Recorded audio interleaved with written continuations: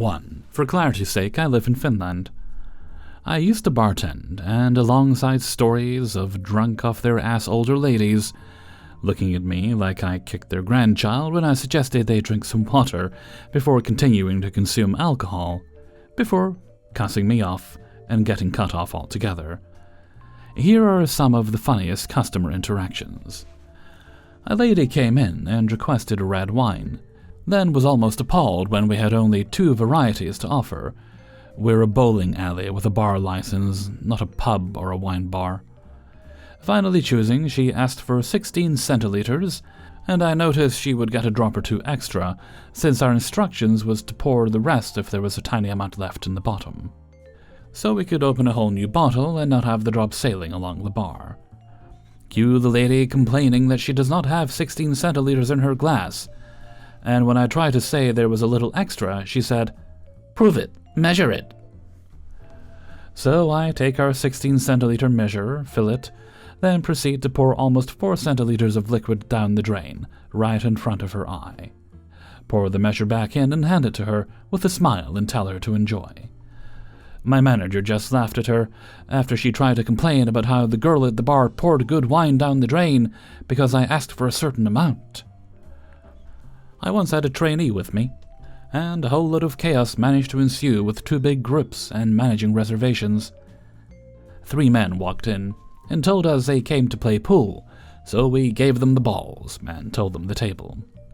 After 2 minutes, Tweedledee and Tweedledum came back and asked for drinks.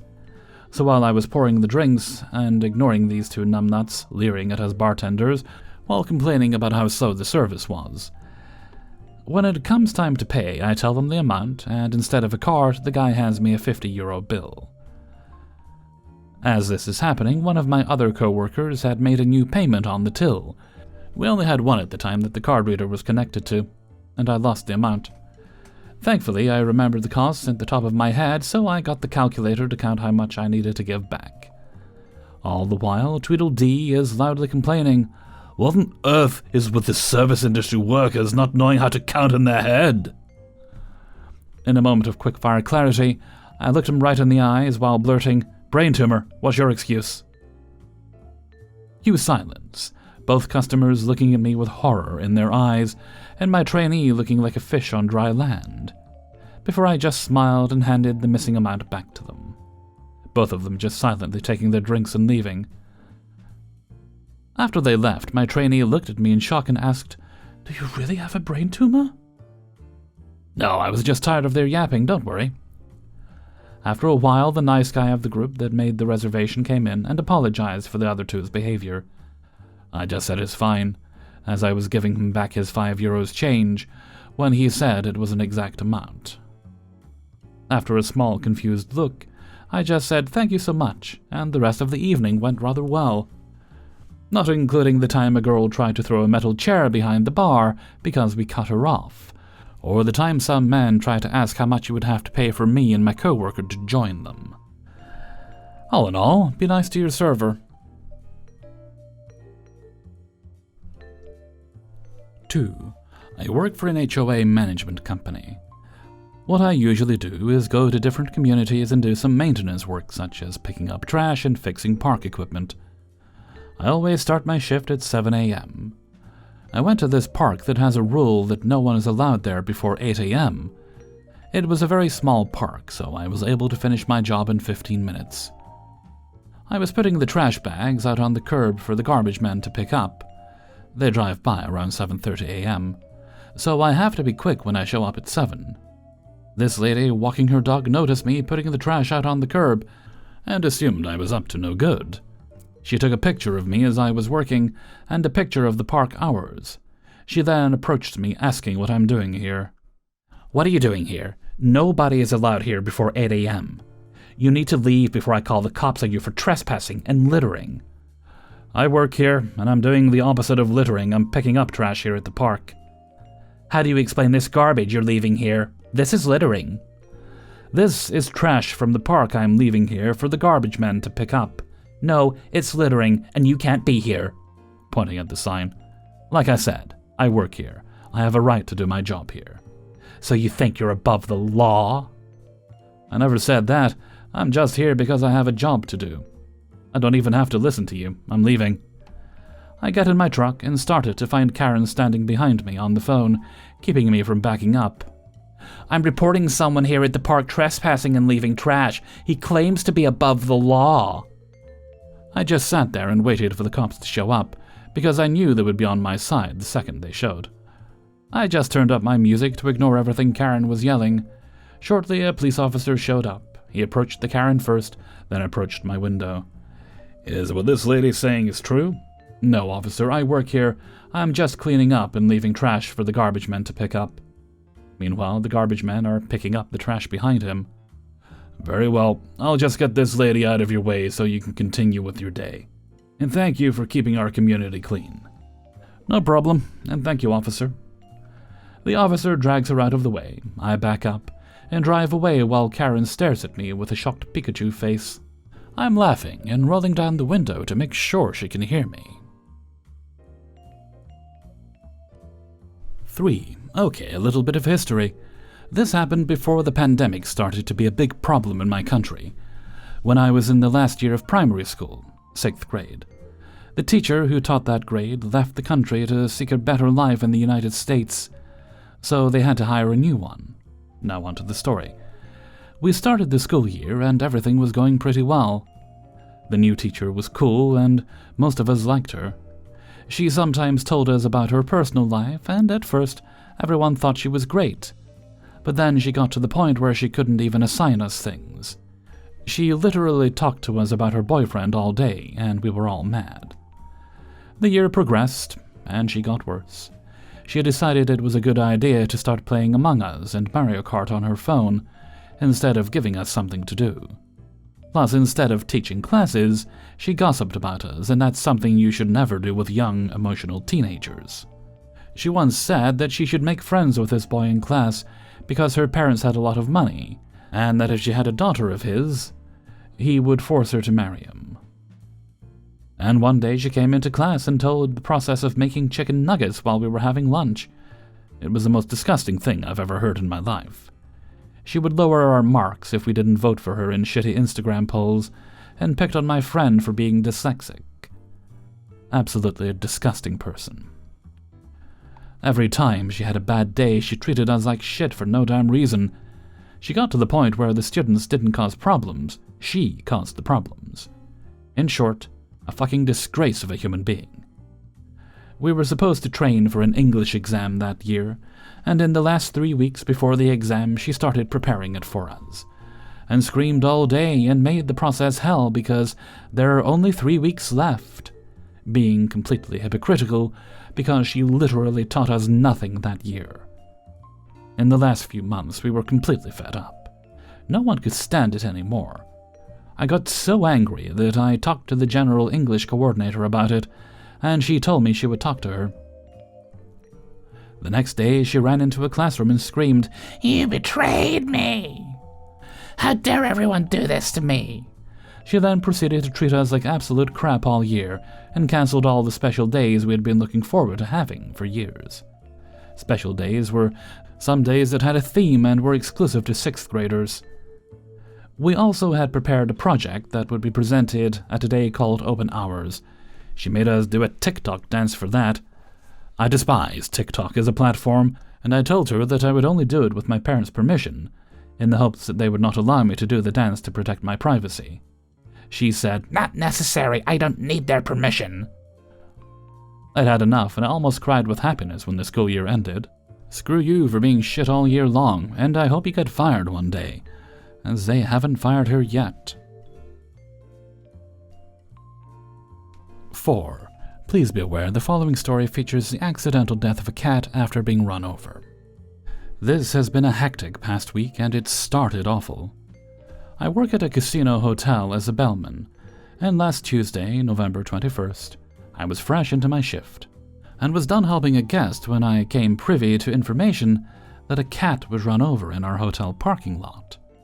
A gentleman whose name I never got to know, so I'll call him Bernie, screamed and screamed at one of my supervisors that nothing was being done about the poor injured cat, demanding answers over and over because I had already supplied the number for our local animal control. I eventually found the information from a guest I helped the previous day, Harold. Harold tried to stop me as he was smoking outside, and I apologized, but I was looking for something, until he mentioned a cat, which is what I was looking for. He pointed it out, to which I ran back inside, and after a few minutes took a towel and an empty box from our housekeepers, and finally went out into the cold, lightly freezing rain. There was already a gathering of guests, including Bernie, some of which said they'd been out there for an hour and a half and our security had blown them off. Or that's what they felt. I didn't see the exact situation to know for sure. But our first shift security is also super lazy. I got the towel on the cat and managed to get him into the box. But it all went downhill from there as he writhed and eventually flipped onto his back. I brought the cat back up to the doors but never went inside. Just stayed kneeling on the ground, talking to the cat, as I knew animal control was on the way now. And security was just telling me to leave the cat there, and my bosses want me back inside. I refused and later learned that this was not exactly the case. I was just making security look bad to our guests. The cat sadly died 10 minutes later, but at least he didn't die alone. This did ruin my whole day to have them die right in front of me, but this was not part of my job, and I knew I had no right to cry or stop my job after the death. Our on-property police came and grabbed the cat and took them off property for animal control. I had to break the news to the guests who had seen the entire incident, and none of them were happy, save Harold's wife, who gave me a hug and wished me well. But the main bread and butter of this story is when Bernie left the hotel with apparent good fortune from the casino floor. It was on Friday, my day off. According to an email sent to the supervisors by one of them, Bernie came up to the desk and loudly announced he was giving me, the man who cared for the cat, a sum of a few $100 because I did something for the animal. Because of Bernie's volume, my other Bell staff heard and apparently went to the supervisors, saying I shouldn't get that whole tip because they were upset over the cat too. 2 of the 3 complaining didn't even work the day it happened, and apparently it was a slow tip day. It was quite a find in my tip box, and I was pulled aside when I wanted to open it and found out the above details of the Bell staff wanting a piece of my biggest gift so far. It's ironic too. I was for tip pooling over keeping your own tips. I wish I could say I was happy for such a large sum, but I'd really just like to not feel so awful that the cat died. If I ever meet Bernie, I will thank him, but our meeting was very brief and I may forget his face. And as of 5 days after this incident, November 29th, $100 has been donated to my local animal shelter. I may not be keeping my job much longer anyway, as I have recently changed my hair color, 75% black and 25% split down my divided hairline. And despite everything being handbook compliant, one of my higher-ups keeps acting like I need her permission for a private life. I also say May as my higher-up's higher-up likes the look and is my saving grace. 5. I am an electrician, mainly commercial and industrial jobs. I also frequently shop at Home Depot, tools, supplies for jobs, miscellaneous things for home, the usual suspects. I have been asked for advice more times than I can count over the years about at-home installations while trying to shop, but this was a first. My story is about a Karen, of course. I was running errands and stopped at a Home Depot I wasn't very familiar with, while wearing my high-vis work shirt, shopping in the electrical aisle, and I hear from behind me, excuse me. "Oh, I'm sorry, am I in your way?" Finally. I've been waiting here for 5 minutes. Show me where I can find the hand tools. "Oh, I don't work here." Just show me where the tools are. "If you look at the signs, you should see where the tool aisles are." I'm not wandering around this store. Get moving, I'm in a rush. "Ma'am, I'm just trying to finish my shot." You can finish whatever you're doing after you help me. The customer comes first. "I'm sorry, I don't work." I don't care if you're new. Just do your job. "I'm sorry, but I can't help you." Just show me where the tools are. "No." What? Go find someone who works here, or go ask at the service desk. At this point, I started to walk away, figuring I'll come back and finish in the aisle after she left. Don't you walk away from me. I'm a customer. You have to help me. I kept walking. Get back here. I turned the corner and started walking down the other side, and I heard her footsteps. She went the opposite direction and came around the end to catch up to me. I'm not finished with you. I want your manager. I don't care if you're off the clock. You're still at work. Now do your job. Go get me your manager and my tool. Lady, back off. I don't work for Home Depot. You people are horrible. I don't know why you can't get good help. Why aren't you trained? Now go get me your manager. I turned around and started to walk away, and she didn't follow me. I wandered for a few minutes, went back to electrical, and finished grabbing what I needed. As I walk up towards the registers, I see her at the service desk, very animated, starting to get loud. She spotted me. There he is. He was swearing at me and told me that women can't fix things. You, over here, now. I walk to the service desk. So you can follow directions. I expect a discount for his attitude and his insults. I make eye contact with the person behind the desk and roll my eyes. Can you explain to this psycho that I don't work here? What did you just call me? He's been insulting me. I want him fired right now. I look at the service desk people. Sorry, guys, but I'm gonna go check out. Good luck. Where do you think you're going? I want your name right now. Ma'am, he doesn't work here. Yes, he does. Look at him. He's wearing a uniform. At that point, I walked away, checked out, and left through the lumber entrance and exit. I never did find out what tools she needed. Hey everybody, Hellfreezer here, and thank you very much for listening to Idiots in the Wild, episode 145. And thank you very much to everybody who allowed me to use their stories in this video. Before you go, I would appreciate it if you hit the like button. Helps YouTube recommend the video to other people. And if you'd like to get the videos a little bit early, then you can support me through my Patreon page, which is linked in the description. You'll also find a link to the Hellfreezer Teespring store, where you can get yourself all the various types of Hellfreezer merchandise like mugs and hoodies and t-shirts. If you'd like to make donations on a more one-time basis, then if you press the little heart with a $sign below the video, then you can make a donation of your choosing during streams and videos like this one. While you don't have to do this, I very much appreciate it, and that money has been helping a lot. Thank you kindly. Right, I don't think we have any other business today. There are no shoutouts for this video, so we're good there. So let's move right along to Hellfreezer's question of the day. And today's question is, what is your favorite wintertime warm-up? Like a drink or food stuff you like to have in cold days, it just feels like a little hug, feels like coming home. For me, lately, after years of not really liking hot chocolate, it's actually hot chocolate. The particular brand I enjoy right now is Options, but I used to get a really nice one. It was Whisper Gold, so it had like a caramelly flavor, but as well as the chocolate, and it was kind of frothy. It was very, very nice. Unfortunately, they either don't make it anymore or it's just not stocked locally, but I haven't seen it for quite a few years now, which is disappointing. I rather enjoyed it. So I stick to the Options ones right now, where there's a very nice salted Belgian caramel. Thankfully, I've got some in the cupboard just now. And there's also a very nice mint one they make as well. Mint hot chocolate is very, very nice.